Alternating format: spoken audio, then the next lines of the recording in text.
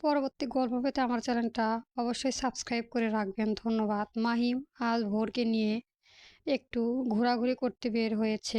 সারাদিন বাসায় রুম বন্দি বন্দি হয়ে থাকে এক প্রকার। ইমরান রহমান সেই দিন এক গাধা ইনডোর গেইমের জিনিসপত্র এনে দিয়েছে। সেইগুলোর সাথে হেসে খেলে সময় পার করে। যেহেতু ভোরের ব্রেইন এখন বাচ্চা বয়সী ছেলে মেয়েদের মতো কাজ করেছে, তাই ওদের বাচ্চাদের মতোই ঘুরতে খেলতে মাহিম পার্কে এসেছে। এখানে দোলনায় বসিয়ে ধাক্কা খেলছে, রাইডে চালাচ্ছে। এতে ভোর বেশ আনন্দিত। আর ওর আন্দাজ দেখতে পেয়ে মাহিম নিজেও আনন্দিত। ভোরকে বসিয়ে রেখে মাহিম গেল চিপস আনতে। ভোর একা বসে বসে হাত বেলুন উড়িয়ে খেলছে। সে সময়টা দৃশ্য এলো আবিদকে সাথে নিয়ে। আবিদও সারাদিন বাসায় থেকে বের হয়ে তাই ছুটির দিনে ছেলেকে একটু ঘুরতে নিয়ে এসেছে। এখানে এসে ভোরের সাথে এতগুলো দিন পার হয়ে দেখা হয়ে যাবে তাও অদিতা কল্পনাও করতে পারেনি। ৩ মাসে ভোরের সাথে আর অদিতার দেখা হয়নি, আর না কথা হয়েছে। অদিতা নিজে থেকেই চেষ্টা করেনি, কেন করবে সে চেষ্টা? ভোরের বাবাই একদিন তার বাবাকে খুন করেছিল। ভোরের বাবার জন্যই অল্প বয়সে তাদের ২ ভাই বোনকে এতিম হতে হয়েছে। ওই মেয়ের সাথে কিভাবে অদিতার ভালো সম্পর্ক তৈরি করবে? তবে ভোর আবার অন্যরকম। সব জেনে শুনে অদিতার সাথে সবসময় ভালো ব্যবহার করেছে। বাবার অপরাধ জেনেও চুপ থেকেছে। উল্টা ওদের সাথে ভালো সম্পর্ক গড়তে চেষ্টা করেছে। চাইলে ভোর ওর মুখ ঘুরিয়ে রাখতে পারত। কারণ যেভাবেই হোক অদিতার বাবাও তো ধোয়া তুলসী পাতা ছিল না। তিনিও চেষ্টা করেছে ভোরের বাবাকে খুন করতে। সেই দিন যদি ইমরান রহমান হেরে যেত, তবে সেই দিন ইমরান রহমানের লাশটাই সবাই দেখতে পারত। অদিতা ওইসব ভেবে দীর্ঘ শ্বাস ছাড়ে।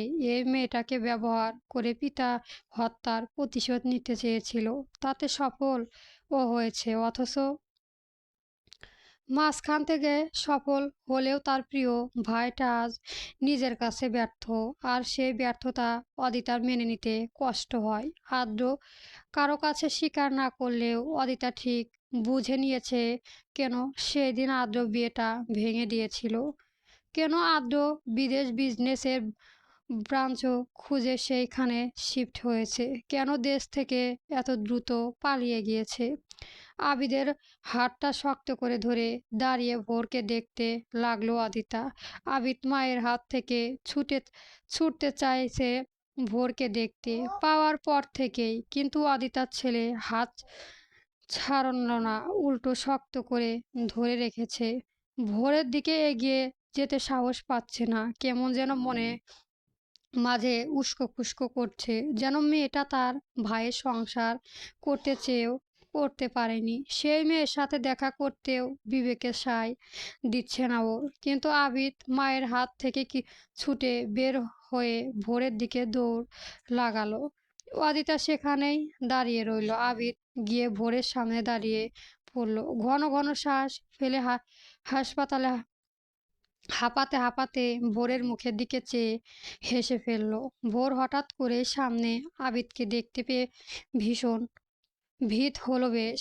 আবিদ আস্তে করে দাঁড়িয়ে দাঁড়িয়ে কেবল তার প্রিয় মামিকে দেখতে লাগলো। কতগুলো দিন পার আবিদ তার মামিকে দেখতে পেল।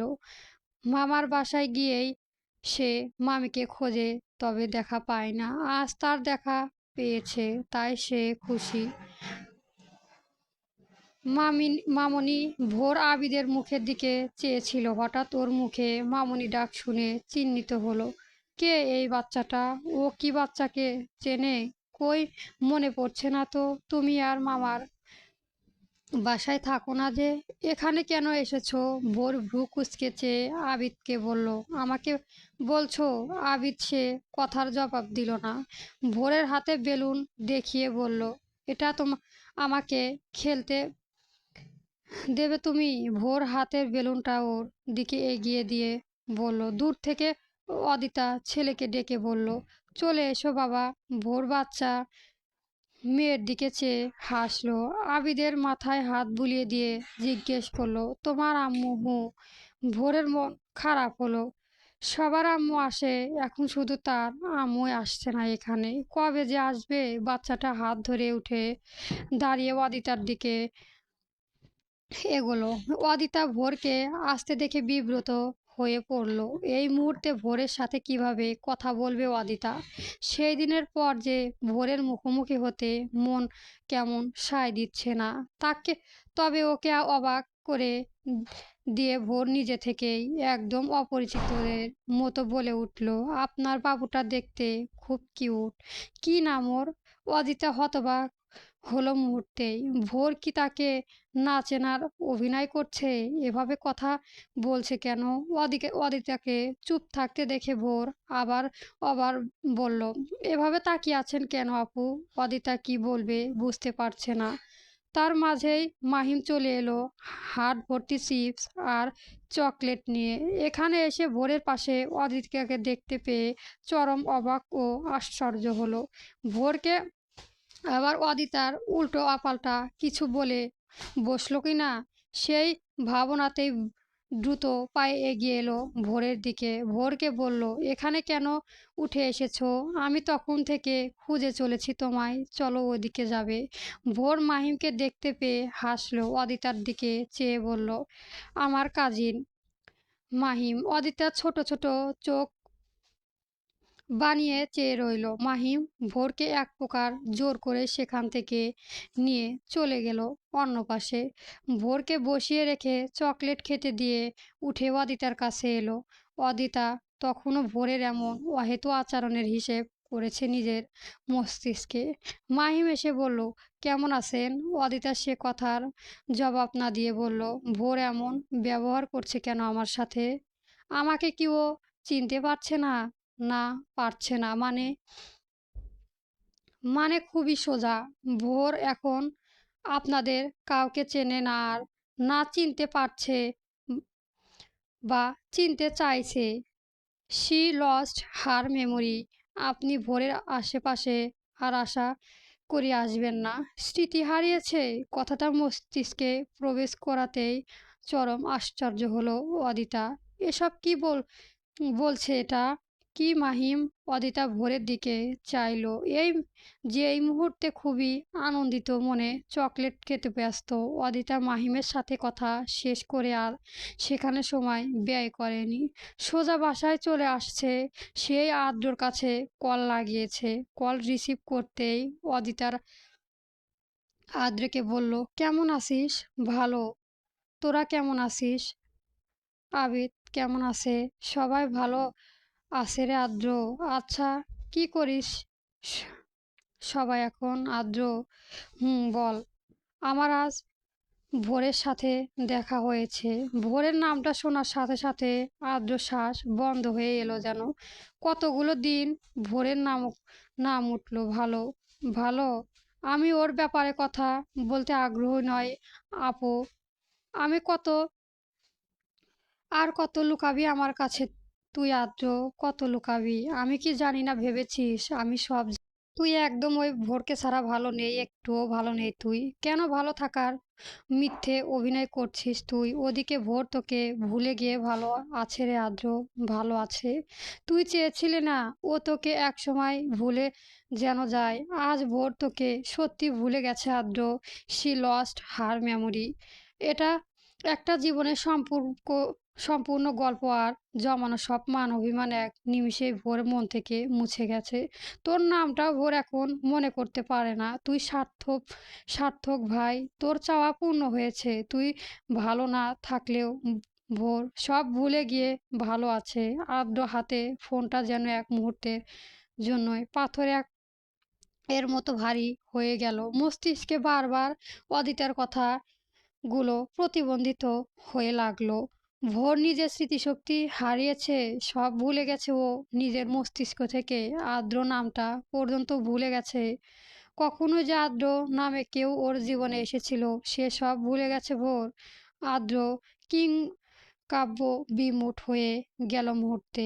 আশেপাশে সব কোলাহল যেন বন্ধ হয়ে কেবল কানের পাশে শা শব্দ হতে লাগলো। তবুও ঠোঁট নামিয়ে বলল, ভালোই তো হয়েছে আপু। আমি তো এটাই চেয়েছিলাম যেন ও আমাকে একদিন ভুলে গিয়ে নতুন করে বাঁচতে শেখে। অদিতা ক্ষোভে উঠল।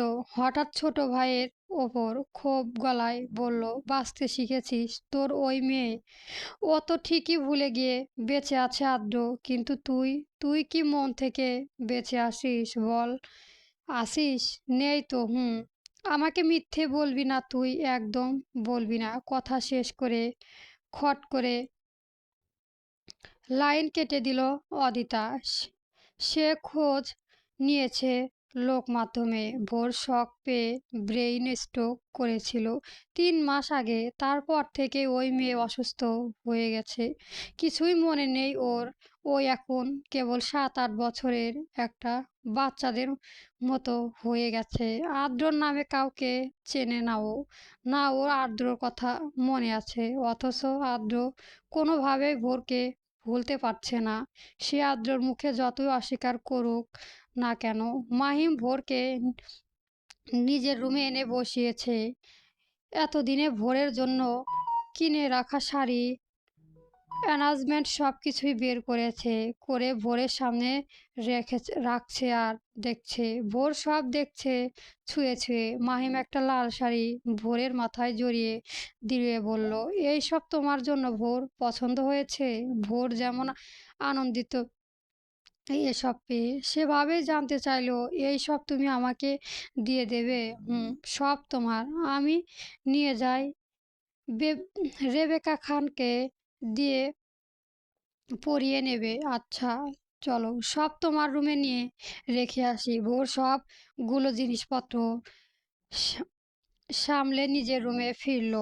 রেবেকাকে ডেকে আনলো মাহিম। ভোর তাকে বলল লাল রঙের শাড়িটা সুন্দর করে পরিয়ে দিতে। রেবেকা মিষ্টি হাসি শাড়িটা নিয়ে সুন্দর করে পরিয়ে দিল। আনায়াতে নিজেকে সুন্দর বউদের মতো দেখতে পেয়ে ভোর খুব খুশি হলো। বাবাকে দেখবে বলে রুম থেকে বের হলো দৌড়ে। ইমরান রহমানের মেয়েকে খুশি হতে দেখে মাথায় হাত রেখে দোয়া করলেন। মাহিমও নয়ন ভোরে তার প্রিয় মানবীকে দেখলো। মুফতাহিনা আজ সকাল সকাল ভোরের সাথে দেখা করতে চলে এসেছে। যখন থেকে শুনেছে ভোর ব্রেইন স্ট্রোক করেছে, তখন থেকেই তিনি এক মুহূর্তের জন্য আর বাসায় স্থির থাকতে পারছিলেন না। সেই যে ভোর চলে আসলো, সেই দিনের পর থেকে মুফতাহিনা কতবার চেয়েছে ভোরের সাথে একটু দেখা করতে, কথা বলতে, কিন্তু তিনি চুপ থেকেছে। কারণ ভোর যদি জানতে চায় আদ্রর ব্যাপারে, তখন তিনি কি জবাব দেবে? মেয়ে যে তা যে আদ্রকে ভালোবাসে কেউ না জানলেও মুফতাহিনা জানে আদ্রকে ভোর কতটা ভালোবাসে। ডিভোর্সের কার্যক্রম শুরু হওয়ার পরে এখানে ফিরে ভোর স্ট্রোক করেছে। এতে বলার অপেক্ষা রাখে না যে ডিভোর্সটা ওর ওপর ঠিক কতটা বাজে প্রভাব ফেলেছে। মুফতাহিনার ঠিকানা জোগাড় করে যখন ইমরান রহমানের বাসায় চলে আসলো, তখন ওনাকে কেউ ভোরে ভেতরে প্রবেশ করার অনুমতি দিল না। রেবেকা যখন ইমরান রহমানকে জানালো যে আদ্র ছোট চাচার স্ত্রী ভোরের সাথে দেখা করতে এসেছে, তখন ইমরান রহমান ওনাদেরকে ভেতরে আসতে দিতে নিষেধ করে দিলেন। মুফতাহিনা বুঝতে পারলেন যে ভোরের সাথে এখন ওই বাড়ির কাউকে দেখা করতে দিতে চাচ্ছে না তিনি। ওনার মন খারাপ হলো। নিজের ভেতরে উদ্বিগ্নতা উনি কাউকে বোঝাতে পারলেন না। হতাশ হয়ে দেখা করতে না পেরে ফিরে যাওয়ার সিদ্ধান্ত নিলেন। কিন্তু সেই সময় মাহিম এসে ওনাকে ভেতরে নিয়ে গেল। শুধু অনুরোধ করলো ভোরের সাথে যেন এমন কোনো বিষয়ে কথা না তোলেন যা শুনলে ভোর হাই পাই হয়ে উঠতে পারে। মুফতাহিনার কথা রাখলেন। মাহিমের সাথে ভেতরে প্রবেশ করে দোলনার ভেতরের রুমে গেলেন। পুরো ঘর নানান রকম দেশি বিদেশি পুতুল দিয়ে সাজিয়ে রাখা। বিছানায় এক পাশে খেলনা দিয়ে সাজানো আর অন্য পাশে ভোর গুটিসুটি হয়ে শুয়ে রয়েছে। মুফতাহিনার ভেতরে এসে বিছানার এক পাশে বসলেন। রেবেকা ওনার জন্য চা বানিয়ে দিয়ে গেছে। মুফতাহিনা ভোরের সরল মুখটার দিকে এক ধ্যানে চেয়ে রইলেন। গোলাপি পাপড়ি ন্যায় চোখে পাতা দুটো ঘুমের জন্য বন্ধ একে অপরের সাথে লেগে আছে। মাথার চুলগুলো দুই পাশে আঁচড়িয়ে কেউ দুটো বিনুনি করে দিয়েছে। আগের মতো শাড়ি পরে নেই, এখন সেখানে পাজামা সেট স্থান করেছে। পেটের কাছে দুই হাতে বিশাল সাইজের একটা পুতুল নিয়ে আঁকড়ে ধরে আছে। মুক্তাহিনার চোখ আবার ঝাপসা হয়ে এলো। সব ভুলে গিয়েছে মেয়েটা, ভালোই হয়েছে। ভুলে গিয়ে একটু হলেও ভালো থাকুক। তবুও ওনার ভোরের জন্য খুব কষ্ট হয়। ভোর ঘুম ভাঙার আগেই তিনি সেখান থেকে চলে আসলেন। ভোর জানতেও পারল না যে ওর সাথে মুক্তাহিনা দেখা করতে এসেছিলেন। অদিতা ভাবতেও পারেনি ভোরের অসুস্থতার কথা শুনে আদ্র রাতারাতি দেশে ফিরে আসবে। আবিদাও ছেলের এমন হুট করে চলে আসাতে চিন্তিত হয়ে পড়লেন। এই ছেলে কি চাইছে? প্রথমে তো সব ঠিকঠাকই ছিল, তারপর আদ্র হুট করে বিয়েটা ভেঙে দিল। বিজনেসের কাজে দেশের বাইরে চলে গেল এবং জানালো সে আর কখনোই দেশে ফিরবে না। আবিদার মুক্তাহিনাকে সামনে মাসে নিয়ে কাছে নিয়ে যাবে। এখন আবার দেশে ফিরেছে ভোর অসুস্থতার খবর শোনার পরপরই। তিনি মায়ের মুখে ভোরের সংবাদ শুনে খুশি হয়েছে। ইমরান রহমানের এখন কেমন লাগছে? মেয়ের অসুস্থতায় সইতে পারছে তো উনি? আদ্র বাড়ি ফিরে সে যে রুমে ঢুকে দরজা লাগিয়েছে আর খুলছে না। আবিদা ছেলের চিন্তায় পাগল প্রায়। আদ্র রুমে ঢুকে ভেতরে ব্যবহৃত জামাকাপড় থেকে শুরু করে রেখে যাওয়া সব স্মৃতি জড়িয়ে অবসর ছুঁয়ে ছুঁয়ে দেখছে। নিজেকে প্রথম থেকেই বড় অপরাধী মনে হয় ভোরের কথা ভেবে। মেয়েটার সাথে যে সে চরম অন্যায় করে ফেলেছে। বাবার ওপর প্রতিশোধ নিতে গিয়ে নিষ্পাপ মেয়েটার জীবন নষ্ট করেছে। সেই দিন যখন ভোর ওর বাবার সাথে চলে গেল, তার 2 দিন পরই ইমরান রহমান আবার দেখা করতে এসেছিলেন আদ্রর সাথে।